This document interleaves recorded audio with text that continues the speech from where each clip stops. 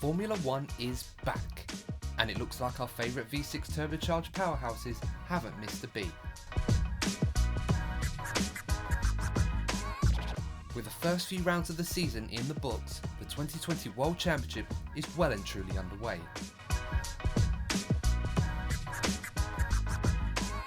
Just a quick disclaimer, if you haven't yet seen part 1 of the DNF1's Beginner's Guide to Formula 1, I strongly recommend that you check that video out first, as it will make more sense when watching this video. With that being said, don't forget to like and share this video, and please subscribe to the channel as well. Now that all the formalities are out of the way, it's time to sit back, relax, as we dive into part 2 of the DNF1 Beginner's Guide to Formula 1. So just a quick recap. In part 1, we covered the F1 weekend, including free practice, qualifying and the race. We also looked at the F1 calendar, the teams and the tyres. If that doesn't sound familiar, have a look at part 1 again to refresh your memory, and we'll be here waiting for you when we come back for part 2. Without further ado, let's begin.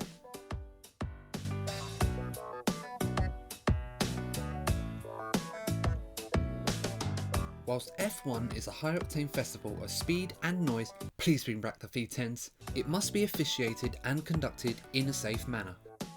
Because we can't do this with a referee on track, Formula 1 marshals use different coloured flags to inform the drivers of changing race situations, as well as instruct them of what they must do based on the rules attributed to each flag colour. Alrighty then. First of all, we have the yellow flag. A yellow flag can either be stationary, waved or double waved depending on the severity of the incident. A yellow flag means there is a hazard or danger on the track and therefore overtaking is prohibited, and the drivers must slow down in the yellow flag section. When the track is clear, a green flag is shown to indicate that the hazard has been passed and drivers can return to full speed and normal racing conditions. The next flag is a blue flag. A blue flag indicates to a slower driver that there is a faster driver behind them that wants to lap them, and therefore the slower driver must move out of the way to allow the faster driver through. If a lap driver does not allow the faster driver through after being shown 3 blue flags, they will be given a penalty. A red flag means that the session is stopped due to the fact that the current racing conditions are too dangerous to continue and will not resume until it is safe to do so. A red and yellow stripe flag informs the driver that the track is slippery. This can be caused by wet weather or oil and debris left from other cars. If the flag is being rocked from side to side, this indicates that an animal is on the track nearby. And yeah, you heard that right. Don't believe me? Just have a look at this. I don't know what they're called. There's a giant lizard on the track. We've seen a deer. We believe it's somewhere on the circuit. Oh dear!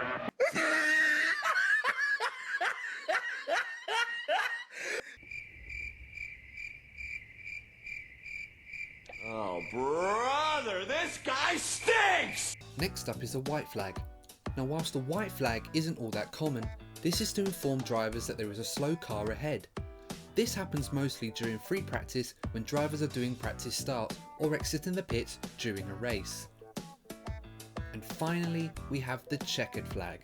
This is the flag that informs the driver that the race or the session has finished, and it's extra special if you are the first to be greeted by it as the race winner. That's all well and good, but there are some flags drivers do not want to be seeing. First we have the black and orange flag. This flag means the car is damaged and must return to the pits to be repaired. If a driver is a naughty boy, he gets shown a black and white flag, otherwise known as a warning flag. This flag is to warn drivers to follow the rules whilst driving or risk getting punished. Charles Leclerc was shown a flag for his aggressive driving whilst racing Lewis Hamilton in Monza last season. If a driver gets a black flag for misbehaving, then it's game over for him and he must return to the pits immediately. I understand that F1 has enough flags to film its own Fun with Flags episode with Dr. Cooper, but don't worry, The more often you watch F1 racing, the more familiar you'll become with these flags and what they mean.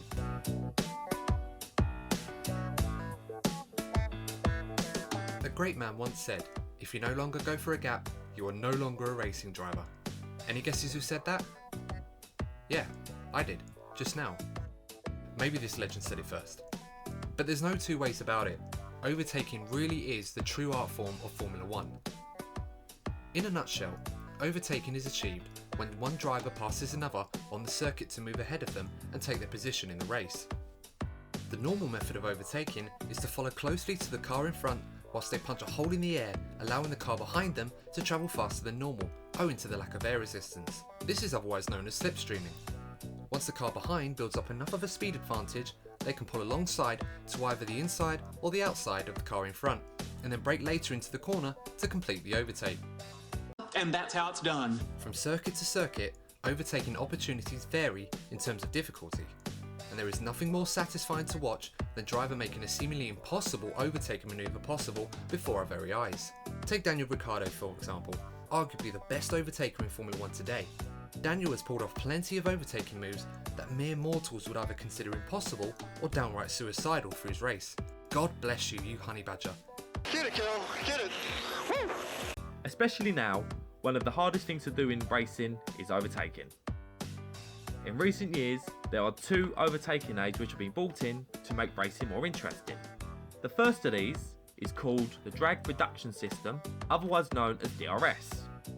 DRS is activated when a driver is under a second behind the driver in front, when they cross the DRS detection zone. When the driver behind is allowed to use DRS, they push a button on the steering wheel, which opens up a flap on the rear wing, which makes them go much faster on a straight line. DRS can be used to 2 laps after the start of a race and 2 laps after a safety car restart. DRS however cannot be used when the weather is wet or when there are safety issues during a race. The second overtaking aid is called ERS. The ERS system is a battery that provides 160 brake horsepower. That's enough to support a family saloon car nicely, and it gives an extra boost to the driver.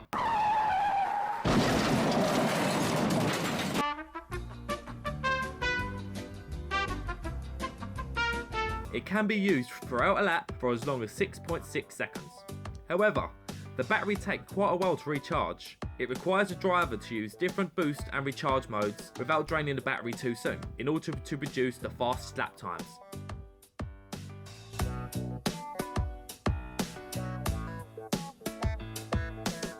Safety cars have been around since 1993 and are used when there are incidents that leave obstacles or debris on track.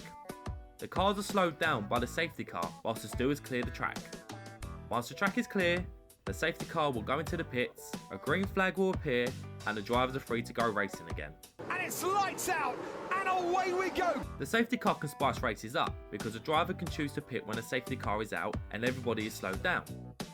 This affects strategy massively, particularly when the weather is changeable. The timing of a safety car can easily affect who goes on to win a race. The main issue with the safety car is that it was called upon too often, and a different version was required for incidents that could be resolved in a more timely manner. As a result, F1 introduced the virtual safety car, otherwise known as VSC, in 2015. A great success. A virtual safety car works different to a regular safety car and is used for small-scale incidents or scenarios that can be cleared up quickly in order to mitigate any unnecessary lengthy delays a safety car would normally bring. So how does it work?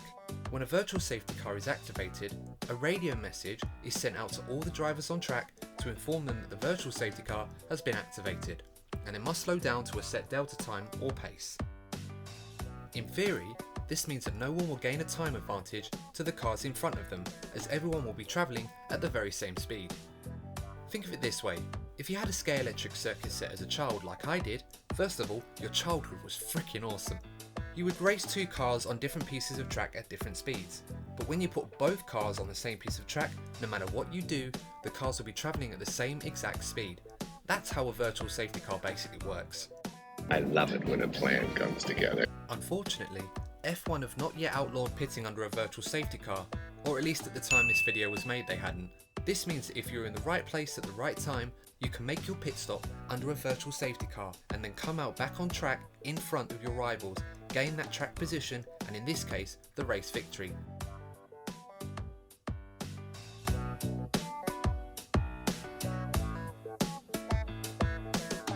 So by now, you should have a fair understanding of how the Formula 1 weekend works along with its rules and the tyres that are used. One last thing to talk about though is the strategy. When a team develops their optimum strategy for the race, the simple goal is to get their driver to finish the race in the fastest time possible. This can involve adjusting things such as the number of stops they use, the tyres they use, the driving style that they adopt, and also the fuel load. As mentioned before, each driver must use at least 2 different sets of dry compound tyres when the race is dry. So by the simplest logic, each driver must at least make 1 pit stop during the race in order to finish the race legally. As for fuel, the teams are instructed to build a fuel tank with a maximum capacity of 110 kilos, as that is the maximum amount of fuel that they can carry in the race. It's important to remember though that there is no refueling during the race, so it is critical that the teams ensure that they put enough fuel in the car to complete the race. Now the teams don't have to use 110 kilos of fuel in the race, they can carry as little fuel as they like as long as it is enough to finish the race. Each driver has different engine modes available to them which use different levels of fuel depending on how fast they wish to go. If a driver uses too much fuel too soon, they will not have enough to finish the race and will have to manage their fuel and save it, which requires them to be slower. If a driver saves too much fuel however, they will be slower due to the fact that they are carrying excess weight and will have to burn it off in order to get faster. As far as the tyres are concerned, the same logic is applied in terms of strategy. If a driver is too aggressive on strategy and their driving style, they will be faster at first but will need to make more pit stops to compensate, which will cost them time. If a driver drives more smoothly and looks after the tyres, they might be slower on track at first, but this will allow them to make fewer pit stops and therefore lose less time in the pits. I know it sounds boring, nevertheless, these are just a few of the many factors that F1 teams consider when developing a strategy to optimise their chances in the race. The world of Formula 1 can be quite complicated to a beginner, but don't let that put you off. It's an exciting show of speed and strategy with plenty of action and excitement from the first lap to the last. If you wish to know more, or if we've missed anything, feel free to leave a comment and make sure to like and share the video, as well as subscribing to the DNF1 F1 podcast channel. Let's hope the F1 season proves to be well worth the wait, and we'll see you in the next DNF1 video.